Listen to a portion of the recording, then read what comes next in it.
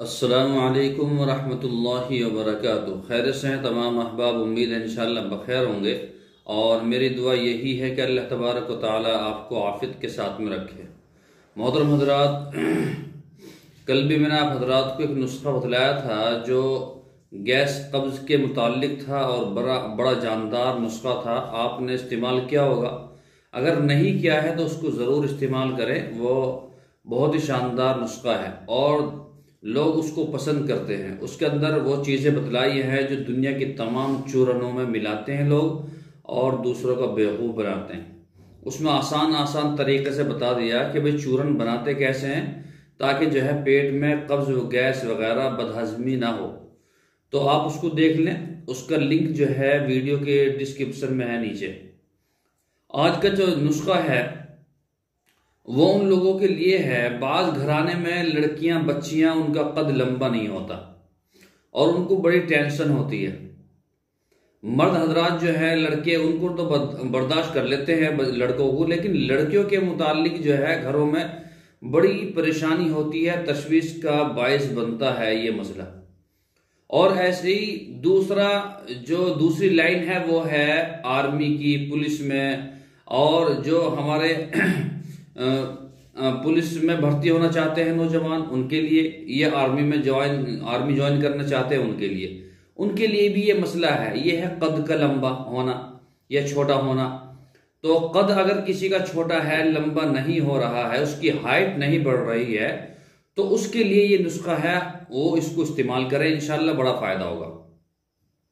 उससे पहले आपसे दरख्वास्त है कि अगर अभी तक आपने हमारा चैनल सब्सक्राइब नहीं किया है तो बराए करम सब्सक्राइब कर लीजिए और बेल आइकन को दबा दीजिए ताकि आने वाली वीडियोस का जो नोटिफिकेशन है वो आपको मिलता रहे। चलिए शुरू करते हैं। करना क्या है आपको ये करना है कि 3 खजूरें लेनी है। क्या करना, पहले तो मैं आपको बतला दूं कि सबको मालूम है कि भाई वर्जिश बहुत जरूरी है, ठीक है, उसकी एक्सरसाइज बहुत जरूरी है, लेकिन उसके साथ साथ में नुस्खा भी बहुत जरूरी है। 3 खजूरें लें। खजूरें कौन सी लेनी है आपको? खजूरें लेनी है जो अजवा खजूरें होती हैं। कौन सी? अजवा खजूरें।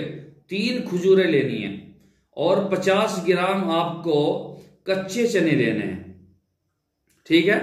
और इनको आधा गिलास या पौन गिलास पानी के अंदर भिगो के रख दे रात को, ठीक है।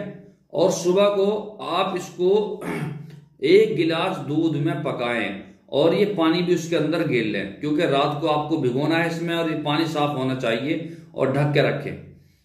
फिर सुबह को इसको पकाएं, ठीक है।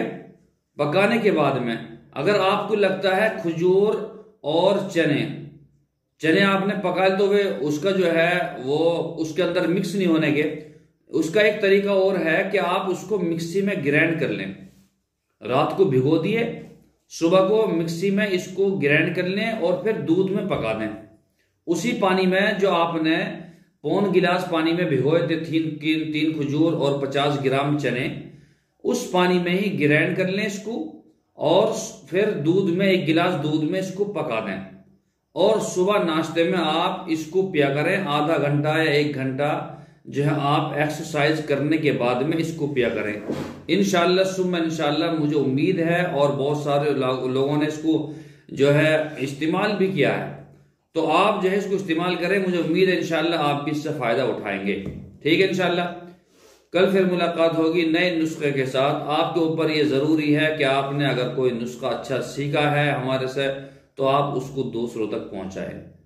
दुआ की दरख्वास्त है। अस्सलामु अलैकुम वरहमतुल्लाहि वबरकातुहू।